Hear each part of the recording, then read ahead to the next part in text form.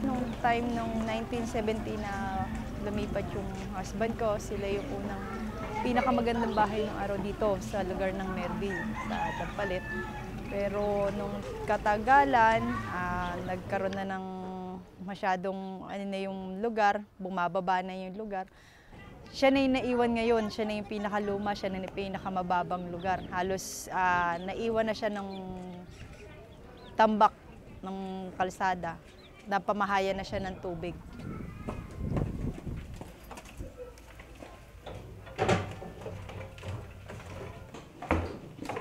Ito yung aming second floor. Dito kami bali, ito lang yung naging safe namin nung medyo pagka umuulan, bumabaha. Dito kami nag-stay. In-extend na siya nung palang ding nag-start na magbahaan.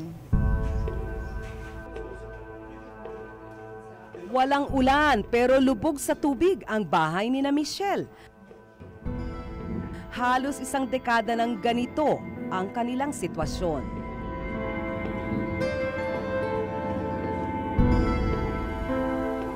Hindi na nila nagagamit ang unang palapag ng bahay nila.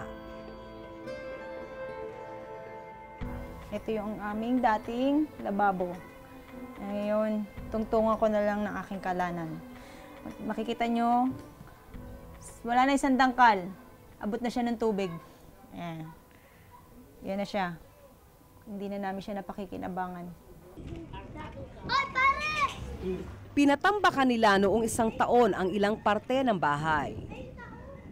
Malaking bahay siya. Kung noon, talagang halos lahat makakakilos ka. Pero ngayon, kung makikita nyo kung ano lang yung tinabunan namin, kung ano lang yung pinatambakan, yun na lang yung nagiging kilusan namin dahil kung pagagawa nga naman namin yung bahay is malaking, malaking gastos. Ang dating sala ng bahay, wala na ring silbi. Tapos may mini bar siya dito. Tapos nandun yung aquarium. Dati, yung makikita nyo yung salamin na yon, sa tapat nun meron nakalagay na piano.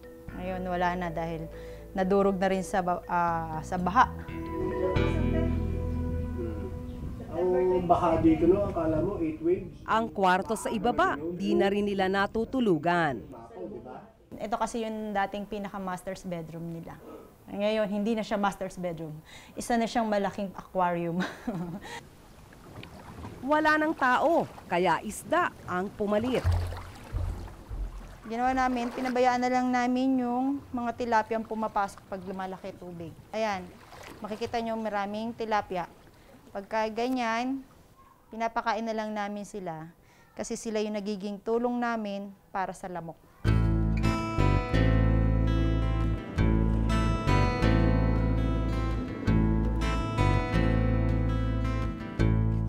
Ito yung dating may tubig pa yung daan na hindi na nawawala yung kalsada. Malumot na yan, may lumot na siya. Ang pamilya ng asawa ni Michelle ang unang tumira sa bahay na ito. Ang namimiss ko lang, siyempre, yung mga dati kong mga kapitbahay na nagsialis na, ganun.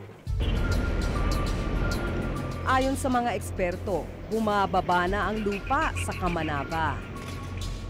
Sa Malabon, 2 hanggang 9 na sentimetro ang pagbaba ng lupa sa loob ng isang dekada simula noong 1991. Ito ang dahilan kung bakit kinakain na ng tubig ang mga dati ng mababang lugar kahit walang ulan. Sinabi mo, Malabon mismo, lumulubog na. At nakita natin kung gaano kalakas ang storm surge mismo sa Manila Bay pag may bagyo, no? Nagagaling sa South China Sea. So, in terms of sea level rise, maalam natin na immediately maapektuhan ang mga low-lying areas sa Metro Manila.